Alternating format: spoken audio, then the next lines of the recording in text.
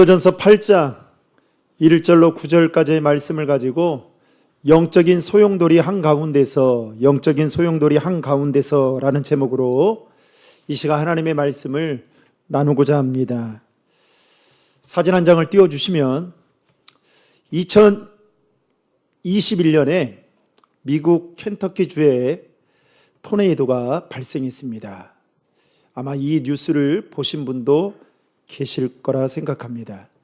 이 토네이도는 약 400km를 이동하며 무려 미국의 52개주가 넘는 그 중에 8개 주를 휩쓸면서 100여 명이 목숨을 잃고 전기와 물이 끊기는 등 엄청난 피해를 남겼습니다. 뉴스에 따르면 규모와 이력 면에 있어서 역대 최악이라는 평가를 하기도 했습니다. 사실 우리나라에서는 토네이도를 거의 볼 수 없지만 여러분, 영화 속에 등장하는 토네이도를 보면 도시 전체를 집어삼킬 만큼의 어마무시한 바람을 일으킵니다. 여러분, 어제 제가 목양실에 있는데요. 어제 이제 신방을 갔다 오고 또 목양실에서 이 목회 마지막 이제 마무리한다고 있는데 어제 얼마나 바람이 많이 불었습니까? 3층에 있는 사다리가요 2번이나 떨어지더라고요. 그래서 이제 눕혀놨거든요. 근데 저희 이제 목양실 그 외벽 쪽에 차각막을 해놨어요. 비가 못 들어오도록 그랬어요. 차각막을 해놨는데 이 차각막이 막 흔들리는데요. 그냥 제가 눈을 뗄 수가 없을 정도로 무서워서 막 기도가 나오더라고요. 그런데 저희 이제 장인 어른이 오늘 이제 생신이신데 어제 이제 미리 전화를 드렸습니다. 그랬더니 가장 먼저 저한테 묻는 이야기가 교회 어떠냐고. 그래서 아버지, 지금 제가 목양실에서 있는데 이 차각막이 그렇다고 하니까 빨리 장로님들한테 전화해가지고 이 차각막 그거 뭘 붙들어 놓으라는 거예요. 그러면서 하시는 말씀이 뉴스 안 봤냐고. 갑자기 이 간판이 떨어져가지고 20대 사람이 죽었다는 거예요. 그래서 제가 이 겁이 나가지고 민성희 장로님한테 전화를 했습니다. 장로님, 지금 이런데. 그랬더니 장로님, 주님께 맡기죠. 그래서 제가 졸지에 믿음 없는 사람이 됐습니다. 저는 얼마나 걱정이 돼가지고 설교 준비도 되지도 않는데. 그래서 알겠습니다 하고 오늘 아침에 출근하자마자 제가 봤어요. 혹여나 했더니 우리 장로님 말씀대로 잘 붙어 있어요. 주님이 잘 지켜주셨어요. 여러분, 이렇게 강한 바람만 불어도 불안해하고 걱정이 되고 염려가 되는데 여러분, 이 토네이도, 소용돌이와 같은 이 토네이도가 우리의 삶 가운데 일어난다고 하면 여러분 얼마나 무섭겠습니까? 이 토네이도는 따뜻하고 습한 공기와 차갑고 건조한 공기가 만났을 때에 그 속에서 강력한 소용돌이가 생기면서 발생한다고 합니다. 저는 오늘 본문에 나오는 고린도 교회의 모습이 바로 토네이도와 같다라는 생각이 불현듯 들었습니다. 왜냐하면 이 고린도 교회는 문화적으로, 영적으로, 신앙적으로 거대한 소용돌이 한가운데 서 있었기 때문이었습니다. 고린도는 원래 그리스의 지역에 속한 도시였습니다. 여러분 잘 알다시피 그리스는 고대 철학의 발상지였고 이성과 철학, 지혜와 그리고 지식을 중시하던 문명이었습니다. 그런데 시간이 지나면서 로마 제국의 지배를 받게 되는데, 그러면서 로마는 황제를 신격화하고 힘과 권력의 논리에 따라 살아가야만 했습니다. 특히 이성 중심의 그리스 문화와 권력 중심의 로마 문화가 정면으로 충돌하는 그 지점 가운데 고린도가 있었습니다. 그런데 그곳에 사도 바울을 통해 복음이 심겨지게 되었습니다.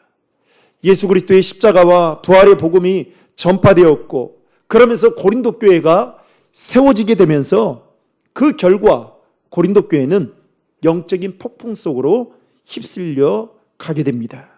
문화도, 가치관도, 신앙도 뒤섞이게 되었던 것입니다. 그러다 보니 고린도 교회 성도들 가운데에는 무엇이 옳은지, 어떻게 살아야 하는지 혼란스러워 하는 사람들이 하나둘씩 생겨나기 시작했습니다. 마치 이러한 모습은 초기 한국교회의 모습과 여러분 비슷합니다. 오랫동안 유교와 무속신앙에 익숙해 있던 조선에 여러분 기독교가 들어왔을 때 많은 사람들이 조상제사는 어떻게 지내야 하는지, 이제 어떻게 해야 되는지, 술과 담배는 어떻게 해야 되는지, 삶의 방식 하나하나를 다시 정리해야만 했습니다. 그 과정 속에서 영적인 소용돌이가 일어나고 있었던 것입니다. 그래서 특별히 한국교회는 여러분 초창기 때부터 금주와 금연이라는 전통을 세워왔습니다. 여러분 이것은 단순히 율법주의가 아니라 당시의 현실을 그대로 반영했습니다. 이 복음이 한국에 조선 땅에 들어올 때에 이 조선 땅을 보니까 선교사님들의 눈에 보니까 사람들이 다 술과 담배로 찌들어서 그리고 게다가 노름으로 인해서 가정들이 무너지고 삶이 파괴되는 모습들을 보게 된 것입니다. 그런데 놀라운 것은 예수를 믿고 난 뒤 가장 먼저 나타난 변화가 금주, 금연, 노름을 끊는 일이었습니다. 그렇게 혼란 속에서 교회 안에 질서가 세워지고 그리고 전통이 만들어졌습니다. 여러분, 오늘 우리가 살아가는 이 시대에도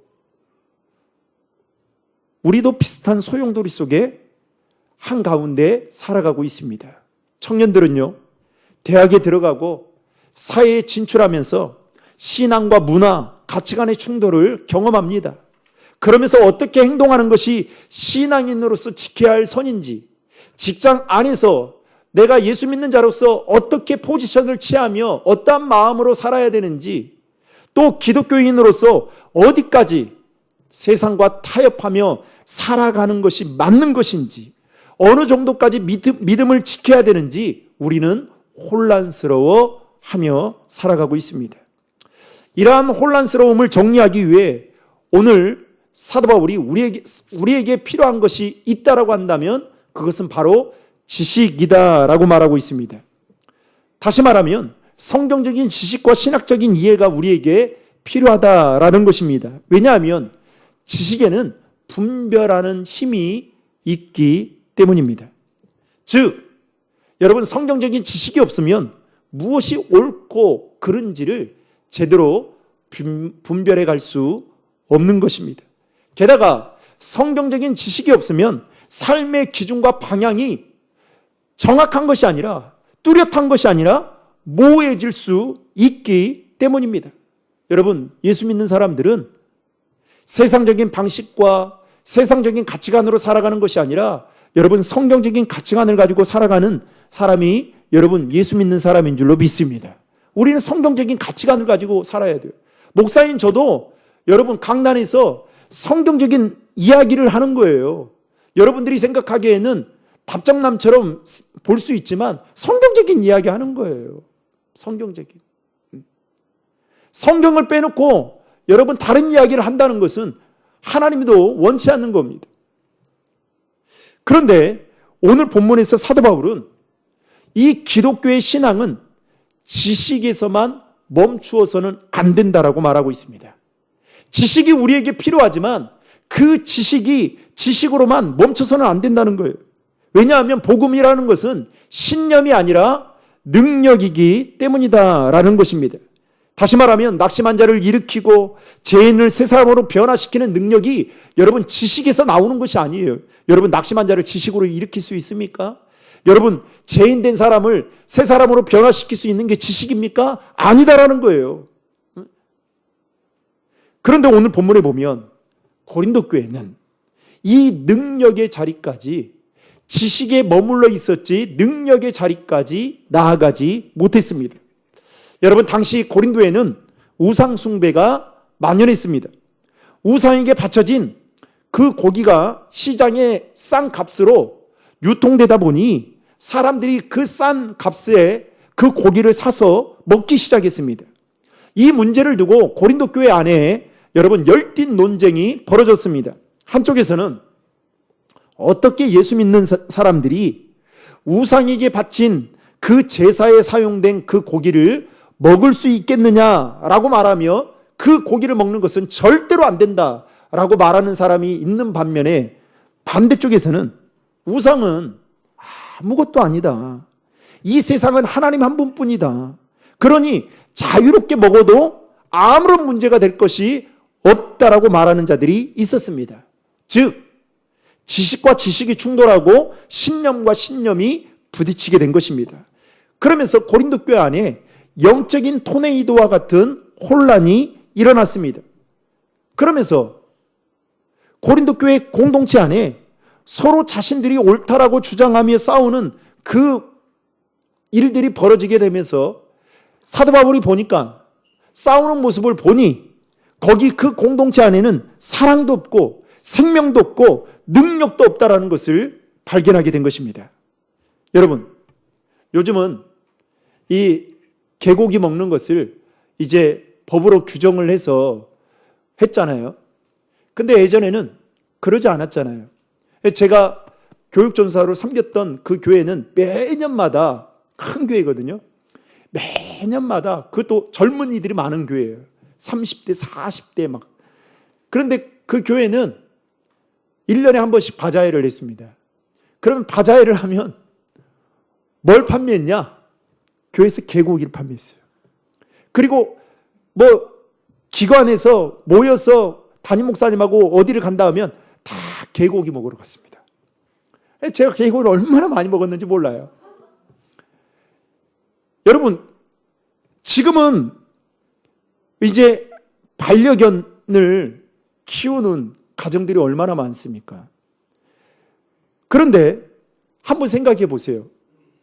아마 이 문제를 두고 어떤 쪽에서는 그거 먹으면 안 된다, 어떻게 생명을 그렇게 하냐. 반대쪽에서는 그게 뭐냐, 먹어도 아무런 문제가 되지 않냐, 이렇게 말할 수 있겠죠. 저는 이런 생각이 들었어요.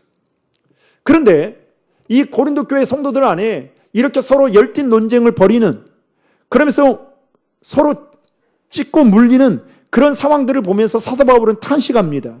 그러면서 사도 바울이 말하는 것은 이런 거예요. 너희가 옳고 그름을 지금 말하고 있는데 문제는 그 공동체 안에 사람들이 왜 세워지지 않느냐라는 겁니다. 너희들이 자유를 말하고 있는데 누군가는 왜 무너지고 있냐라고 말하면서 사도 바울은 오늘 말씀을 통해 능력 있는 신앙생활의 길을 제시하고 있습니다. 오늘 말씀을 통해 그것이 무엇인지 몇 가지로 함께 나누고자 합니다. 첫 번째로, 능력 있는 신앙은 사랑을 최종 목적으로 삼는다는 것입니다. 다시 말하면 능력 있는 신앙은 지식을 최종 목적으로 삼는 것이 아니라 사랑을 최종 목적으로 삼는다라는 겁니다. 여러분, 1절의 말씀 다 함께 읽겠습니다. 우상의 제물에 대하여는 우리가 다 지식이 있는 줄을 아나 지식은 교만하게 하며 사랑은 덕을 세우나니. 여러분, 사도 바울은 지식 자체를 부정하지 않습니다. 문제는 지식 그 자체가 목적이 될 때에 문제다라는 것을 바울은 말하고 있는 것입니다. 왜냐하면 지식이 목적이 되는 순간 능력을, 복음의 능력을 잃어버리기 때문입니다. 여러분, 영어 성경에 보면 오늘 본문 1절의 말씀을 이렇게 말하고 있어요. Knowledge pulls up, but love builds up.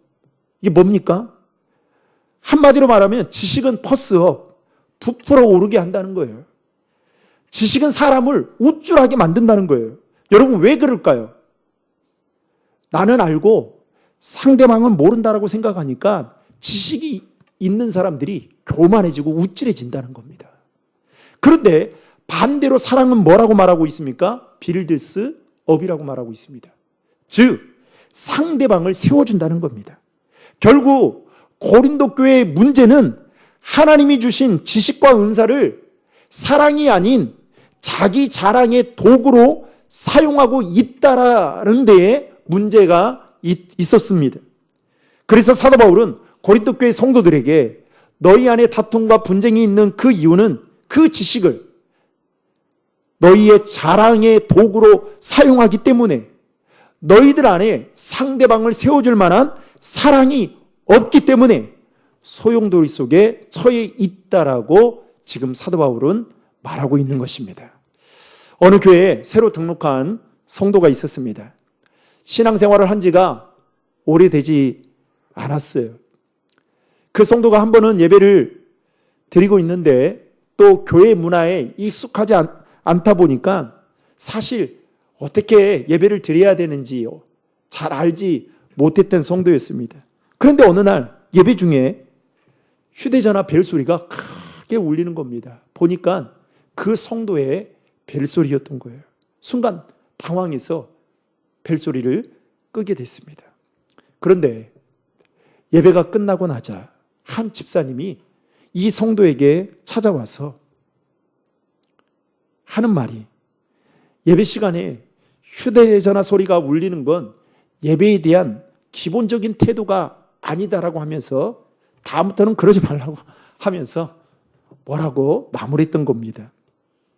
여러분, 이 집사님이 한 말이 틀리지 않죠. 그런데 그날 이후로 이 성도는 교회에 나오지 않았습니다. 나중에 알게 된 사실은 이 성도는 부모님의 이독한 연락을 예배를 드리는 가운데에서 기다리고 있었던 거였습니다. 그런데 진동으로 한다는 것을 깜빡 잊은 채 벨소리로 그냥 진동으로 하지 못했던 것이었죠. 여러분, 이 집사님의 말은 지식적으로는 옳고 맞지만 사람을 살리는 말은 아니었습니다. 사람을 세워주는 말은 아니었습니다. 오늘 본문에서 사도 바울이 말하는 것 역시도 바로 이것입니다. 네가 옳으냐, 네가 틀리냐보다 누가 너의 말로 인해 세워지고 있느냐를 한번 확인해 보라는 것입니다. 그래서 사도 바울은 여러분 고린도전서 13장 13절에서 이렇게 말합니다. 같이 읽겠습니다. 믿음, 소망, 사랑, 이 세 가지는 항상 있을 것인데 그 중에 제일은 사랑이라. 사랑을 강조하는 사도 바울의 모습을 확인할 수 있습니다. 사랑하는 성도 여러분, 우리의 신앙생활의 최종 목표가 여러분 지식이 아니라 사랑이 되어야 할 줄로 믿습니다. 더 나아가서 우리에게 주어진 지식이나 경험, 자유는 모두 다 사랑을 위한 도구가 되어야 한다는 것입니다. 왜냐하면 사랑이 목적이 될 때에 비로소 신앙은 능력이 되기 때문입니다. 혹시 지금 나는 내가 가진 지식으로 누군가를 옳고 그름을 판단하며 정죄하며 살아가고 있는 건 아닌지, 아니면 그 사랑의 마음으로 남을 세워주는 삶을 살고 있는지 여러분 돌아볼 수 있기를 바랍니다. 바라기는 저는 우리 신도림 중앙의 모든 성도들이 하나님이 주신 그 모든 것들을 사랑의 도구로 사용함을 통해서 여러분들의 삶에 하나님의 능력이 나타나는 은혜가 있기를 예수님의 이름으로 축원합니다. 두 번째로, 능력 있는 신앙은 자기 성찰에서 시작된다라는 것입니다. 여러분 2절의 말씀을 다 함께 읽겠습니다. 만일 누구든지 무엇을 아는 줄로 생각하면 아직도 마땅히 알 것을 알지 못하는 것이요. 여러분 공동 번역에 보면 이렇게 말하고 있습니다. 자기가 무엇을 좀 안다고 생각하는 사람이 있다면 그는 마땅히 알아야 할 것을 아직 알지 못하고 있는 것입니다. 즉 사도 바울은 지식이 있고 신념이 있는 사람은 자기가 안다고 말하지 않는다는 겁니다. 다시 말해 성숙한 신앙인은 항상 자기 자신을 돌아본다라는 거예요. 어제도 제가 이 유선자매 신방을 가서 제가 했던 말이 있어요. 지금까지 살아왔던 시간들 돌아보라고. 꼭 돌아보라고. 여러분, 우리는 바쁘다는 핑계로 잘 우리 자신을 안 돌아보거든요. 여러분 돌아봐야 돼요. 그래서 어떤 사람은 돌아보기 위해서 일기를 쓰기도 하고, 또 어떤 분은 최근에 제가 만났던 장로님 한 분은 감사일기를 항상 쓰시더라고요. 여러분 특별히 성경 속에 나오는 믿음의 사람들을 보면 자기 자신을 성찰하는 데 있어서 열심을 다했던 자들이었습니다. 한 예로 여러분 밤새도록 고기 한 마리도 잡지 못하고 헛땅쳐서 절망 가운데 그물을 싣고 있었던 베드로를 여러분 잘 아실 겁니다. 그런데 예수님께서 그에게 나타나셔요. 그러더니 그에게 깊은 곳에 가서 그물을 던지라고 말합니다. 그래서 그 말씀에 순종을 하죠. 그런데 순종하자 그물이 찢어질 정도의 고기를 잡는 엄청난 은혜를 그가 누리게 됩니다. 여러분, 그런데 그 순간 베드로가 무엇이라고 고백한지 아십니까? 누가복음 5장 8절에 보면 이렇게 고백해요. 주여 나를 떠나소서 나는 뭐라고요? 죄인이로소이다. 여러분, 이게 무슨 말일까요? 베드로는 그 사건을 통해서 자기 자신을 성찰하는 순간 자신이 엄청난 죄인이다라는 것을 새롭게 깨닫고 고백했던 것을 보게 됩니다. 즉, 그동안에는 이 사건이 있기 전까지는 베드로는 이런 생각이었던 거예요. 내가 주님의 도움 없이도 내가 이 갈릴리 호숫가에서 그동안 지내왔던 나의 경험, 나의 지식을 통해서도 충분히 내 인생은 내 능력으로 살아갈 수 있을 거라는 것이 여러분, 예수님은 이 사건을 통해 베드로가 알게 된 것은 엄청난 교만이었구나 라는 것을 알자 그는 주님 나를 떠나십시오. 나는 죄인에 불과한 자입니다 라고 고백했던 것을 보게 됩니다. 여러분, 고린도 교회도 당시에 나름 지식도 많았고 그리고 잘난 사람들도 교회 안에 많았습니다. 그런데 그래서 여러분 이 고린도 교회에 가면 4개의 파당이 있었잖아요. 아볼로를 추종하는 사람들은요 얼마나 여러분 똑똑한 사람들이 많았는지 몰라요. 그런데 여러분 그렇게 잘난 사람이 많고 지식이 있는 사람이 많았는데도 불구하고 여러분 왜 고린도 교회가 이러한 영적인 소용돌이 가운데 빠지게 되었던 걸까요? 자기 자신을 돌아보지 않았기 때문입니다. 다시 말하면 자기 성찰이 부족했던 것입니다.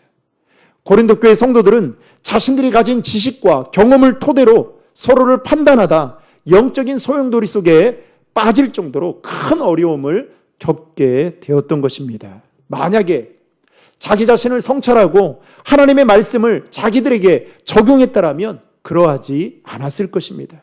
사랑하는 성도 여러분, 오늘 우리가 능력 있는 신앙생활을 하기 위해서는 우리 자신을 성찰해야 됨을 알고 여러분 말씀과 기도를 통해 예배를 통해 예배하는 이 시간을 통해 여러분의 자신을 성찰하는 그 시간들이 되시기를 예수님의 이름으로 축복합니다. 돌아보셔야 돼요. 항상. 마지막 3번째로 능력 있는 신앙은 한 사람을 세우는데 집중한다라는 것입니다. 여러분 9절의 말씀을 다 함께 읽겠습니다. 그런즉 너희의 자유가 믿음이 약한 자들에게 걸려 넘어지게 하는 것이 되지 않도록 조심하라. 사도 바울은 믿음이 연약한 자들에게 자신의 시선을 두었습니다. 사도 바울은 고린도 교회 안에 우상에게 드린 그 고기를 먹느냐 마느냐 한 이 문제를 단순히 이론적으로만 말하지 않았어요. 여러분 특별히 8절 말씀에 보면 이렇게 말하거든요. 음식을 우리를 하나님 앞에 내세우지 못하나니, 그 다음이 중요합니다. 우리가 먹지 않는다고 해서 더 못 사는 것도 아니다는 거예요. 반대로 먹는다고 해서 더 잘 사는 것도 아니다는 거예요. 좀 죄송합니다. 여러분 보양식 먹는다고 해서 더 잘 살고 못 먹는다고 해서 못 사는 겁니까? 아니다는 거예요. 게다가 사도 바울은 제사로 사용되었던 그 고기를 자신은 먹을 수 있다라고 말합니다. 또 나에게는 그러한 자유가 있다라고 말하면서 그 다음이 중요해요. 그 자유 때문에 한 사람이 실족하게 된다면 자신은 기꺼이 그 자유를 내려놓겠다라는 의미로 이와 같이 말합니다. 여러분 13절의 말씀 다 함께 읽겠습니다. 그러므로 만일 음식이 내 형제를 실족하게 한다면 나는 영원히 고기를 먹지 아니하여 내 형제를 실족하지 않게 하리라. 아멘. 그만큼 사도 바울은 믿음이 연약한 자들에게 자신의 시선을 두고 그 한 사람을 세우기 위해 집중했던 그의 마음을 확인할 수가 있습니다. 따라서 사도 바울은 고린도 교회 성도들 역시도 너희들이 가지고 있는 많은 지식과 경험이 있다 할지라도 그 지식과 경험이 그리고 그 자유가 믿음이 연약한 자들에게 상처를 주거나 실족하게 만든다면 그 모든 것들이 무슨 소용이 있겠느냐며 믿음이 약한 자들이 넘어지지 않도록 그 한 사람을 세우는데 집중해야 한다라고 말하고 있습니다. 여러분에게 묻겠습니다. 여러분, 목사는 술을 먹어야 됩니까? 저는 한 번도 먹은 적 없어요. 방황할 때 먹고 목사가 전도사 이후로 주님 만나고 난 이후 한 번도 없어요. 먹을 수 있어요. 물이라고 생각하고 독일에 가면 독일에 있는 목사들은 음료수라고 생각하고 먹는데요. 그래서 술 좋아하는 사람들은 독일로 유학 간다는 걸 이야기도 있습니다. 응? 보리차처럼 생각하고 먹을 수 있죠. 그런데 안 하는 이유는 뭐예요? 저의 그런 좋지 않은 모습을 보고 믿음이 약한 성도가 목사님 어떻게 저럴 수 있어? 라고 생각할까 봐 하지 않는 거예요.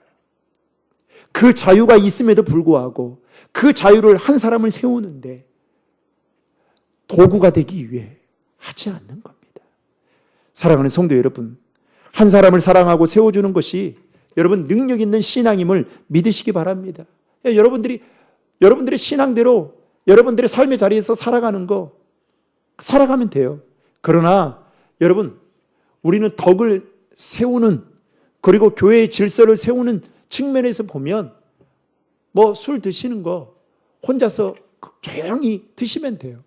그러나 그것들이 믿음이 약한 자들에게 오히려 실족하게 하거나 넘어지게 한다면 때로는 그 일도 하고 싶지만 잠깐 멈추는 것도 필요하다라는 것을 말씀드리고 싶습니다. 이제 말씀을 맺겠습니다. 사랑하는 신도림 중앙회 성도 여러분, 우리는 영적인 토네이도가 부는 시대를 살아가고 있습니다. 이 시대에 필요한 것은 옳고 그름만 따지는 지식이나 어떤 신념이 아니라 사랑으로 세우는 능력 있는 신앙이 우리에게 필요한 줄로 믿습니다. 그리고 이를 위해 우리는 말씀과 기도로 우리 자신을 성찰하며 한 사람을 실족하지 않기 위해 그 한 사람을 세우기 위해 집중할 때에 하나님의 능력이 우리의 삶 가운데 나타나게 될 줄로 믿습니다. 바라기는 저와 여러분 모두가 그 하나님의 능력으로 날마다 승리하며 살아가시기를 예수님의 이름으로 축원합니다.